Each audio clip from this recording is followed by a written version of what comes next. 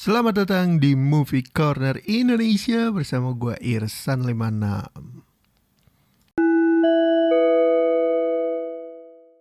Hari ke-8 dari episode 30 hari bersuara Movie Corner Indonesia. Tema hari ini adalah pasangan. Untuk film tentang pasangan kalau sekilas ya terlintas itu ada Habibie Ainun, terus ada juga ADC sama Shape of Water. Nah, kenapa gue ngasih rekomendasinya dari 3 film itu? Pertama, ya udah jelas. Film Habibie Ainun kurang lebihnya semacam film dokumenter tentang kisah kasihnya Pak Habibie, Pak almarhumah Habibie kepada almarhumah Ibu Ainun gitu ya. Tapi gue nggak bisa ngomong banyak tentang film Habibie Ainun karena sejujurnya gue belum pernah nonton ya. Gue cuman pernah nontonnya ini yang Rudy Habibie yang waktu di Jerman. Nah, untuk film Habibie Ainun sih kalau dengar dari cerita para teman-teman dan beberapa orang tua, filmnya bagus banget. Terus acting dari aktor dan aktrisnya keren-keren banget yang emang nggak bisa diraguin lagi. Reza Rahardian, gokil. Dia emang aktor serba bisa sih kalau gue lihat dan emang basicnya juga dari seni drama ya. Jadi wah gokil, dia bisa jadi apapun sih. Bisa dilihat porto filmnya, filmografinya dia banyak banget yang udah dia perankan dan dia bisa jadi siapa aja. Meskipun ada yang filmnya flop, ada yang filmnya biasa-biasa aja, ada yang filmnya sampai hits banget. Kualitas aktingnya emang juara sih. Kayak gitu. Makanya nggak heran dia sering malang melintang ya untuk di bioskop-bioskop Indonesia. Terus ada tadi gue sebut ADC. Nah, ADC 1 dan ADC 2. ADC 1 gue waktu itu nggak nonton di bioskop karena masih di bawah umur. Terus akhirnya nontonnya di rumah. Gue lupa deh waktu itu pas adegan terakhirnya disensor apa enggak ya. Terus yang ADC 2 kan masih baru-baru ya beberapa tahun ke belakang. Tepatnya di 2016 ya kan. Kisah Cinta Lama Belum Kelar akhirnya ditayangin lagi di layar perak. Gokil, gokil, gokil. Terus karena ini gue udah pernah nonton, gue ngerasa kayak sebenarnya film ini tuh kuat banget ya antar sesama karakternya ini. Bahkan Nicholas Saputra dan si Dian Sastro ketika dia udah di luar set film, orang-orang tuh pasti tetap manggil dia nggak sengaja cinta atau Rangga. Karena gue pribadi ya mungkin karena gue masih kecil juga sih waktu itu. Tiap kali gue ngelihat Dian Sastro gue akan selalu manggil dia cinta. Cinta nama pemerannya ya, bukan cinta sama Dian Sastro. Terus begitupun Nicholas Saputra yang keinget pertama adalah Rangga. Dan kalau untuk ADC 1 ketika gue tonton ulang sebelum gue nonton ADC 2 kayak buat rewind aja gitu ya kan. Nggak tahu ya, mungkin emang film zaman dulu standarnya modelnya seperti itu. Jadi secara zaman dulu sih udah bagus, cuman kalau yang sekarang misalkan dia mau remake atau bikin versi dalam tanda kutip remaster, pasti bakal lebih keren. Ya kepentok teknologi juga sih secara kualitas pada zamannya itu udah paling canggih gitu ya kan. Emang kalau kualitas gambarnya dibandingin dengan kualitas yang sekarang jauh. Tapi yang gue tekenin adalah cerita cintanya sih. Emang juara dari ADC 1 terus ADC 2 dan lebih ngena di ADC 2 sih. Mungkin karena ya gue udah dewasa juga gitu ya. Gue pun gak yakin dengan argumen gue sendiri jujur aja. Tapi lo wajib lah nonton ADC 1 dan 2 itu juga udah ada di Netflix, bisa cek langsung. Ya daripada lo udah langganan Netflix terus akhirnya angus gitu aja ya kan. ADC 1 dan ADC 2 film tentang pasangan wajib ditonton. Lanjut, rekomendasi film ketiga ada The Shape of Water. The Shape of Water ini film tahun 2017. Film ini disutradarai oleh Guillermo del Toro dan film ini juga mengantarkan Guillermo del Toro mendapatkan Oscar sebagai pemenang Best Achievement in Directing.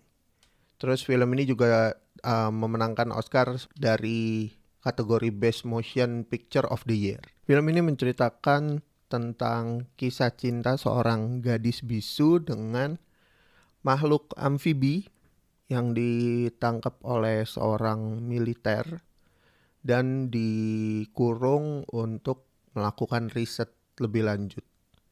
Jadi si wanita ini jatuh cinta kepada si makhluk amfibi itu, sampai akhirnya si perempuan ini pengen menyelamatkan si makhluk amfibi itu keluar dari sekapan militer gitu.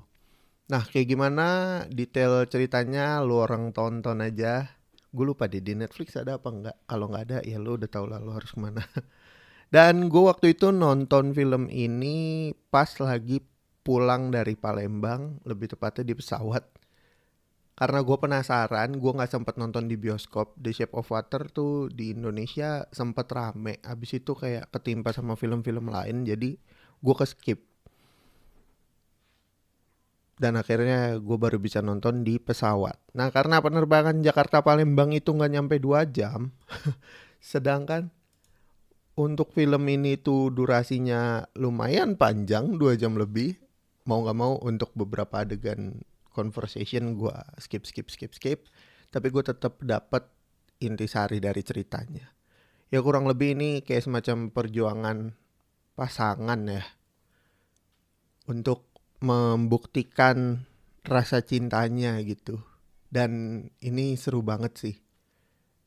Udah gitu efek-efeknya juga bagus. It looks like a real thing. Asli propertinya keren. Terus lokasi syutingnya juga bener-bener di set sesuai dengan zamannya. Menurut gue ini keren banget. Dan gak heran bisa menang Oscar ya.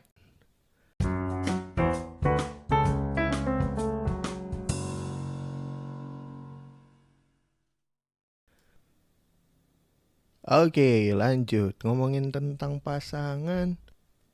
Menurut gue konsep jodoh itu gak tepat ya.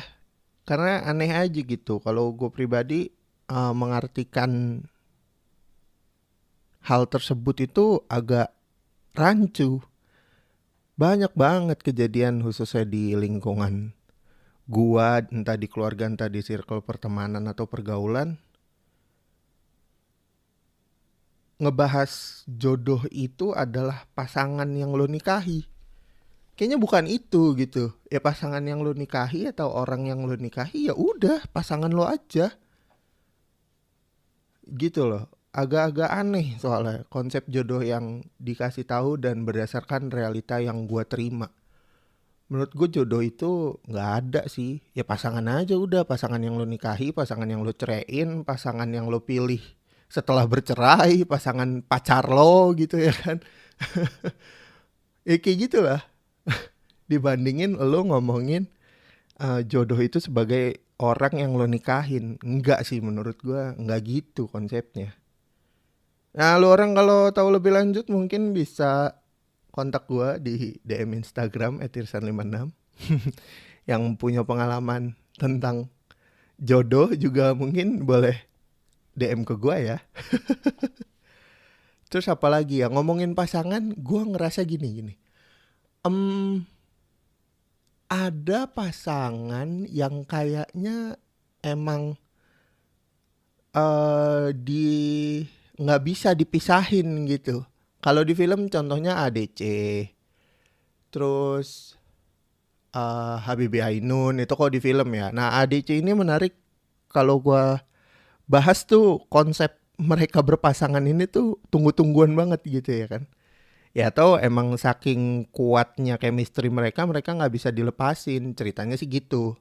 Dan by the way, gue salut ya buat teman-teman yang udah berpasangan bertahun-tahun. Ada yang dari SMA, kuliah, bahkan di circle gue ada yang berpasangan dari SMP. Jadi mereka pacaran dari SMP kelas 2, kelas 3 gitu. Terus setelah lulus kuliah akhirnya deal karena kedua keluarga juga sudah yakin gitu ya kan. Mereka akhirnya menikah. Kalau nggak salah tuh doi udah berpasangan 12 tahun dari SMP. Ya lu hitung aja. SMP kalau kelas 3 umur berapa lu tambahin 12 tahun, ya mereka kondisinya udah kerja sih, udah kerja dan akhirnya memilih untuk lanjut ke jenjang selanjutnya. Nah asli yang kayak gitu-gitu gue takjub sih. Dan buat lo orang yang ternyata nggak berhasil gitu ya, udah bertahun-tahun terus nggak berhasil ke jenjang selanjutnya, ya udahlah men, ya udahlah sis, mau gimana lagi. Sekarang lo terima dulu kenyataannya. Kalau lo udah bisa terima, bangun lagi kualitas diri lo. Terus habis itu lo coba untuk move on. Nggak, lo coba, lo harus move on. Terus gue bete banget ya dengan orang-orang yang kayak, wah pacaran lama-lama jagain jodoh orang, bullshit. Ya udah sih, lebay banget. Maksud gue, ini orang-orang yang kayak gini nih biasanya pacaran nih cuman sebentar nih gue rasa nih. Syirik gitu, nggak bisa ngelihat temennya langgeng. Nyebelin nih orang-orang kayak gini nih. Kalau bisa diberangus aja tuh orang-orang kayak gitu. Semua orang tuh punya jalan hidupnya masing-masing, punya waktunya masing-masing, punya story love-nya masing-masing gitu. Mengkritik boleh atas kelakuan yang dia lakukan, tapi lu mencibir, menjelekkan atau membodoh-bodohi orang lain atas keputusannya dia untuk putus, lo aduh kacau lo asli. Ya udahlah, pokoknya itu untuk episode ke-8 30 hari bersuara.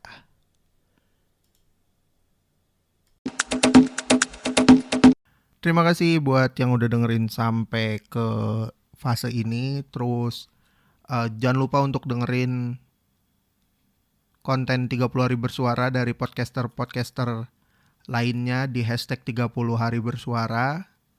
Terus follow juga IG komunitas @thepodcasters.id untuk update tentang challenge hashtag 30 hari bersuara. Lo juga bisa DM gue di IG untuk ngasih rekomendasi film. Bisa cek ke @irsan56.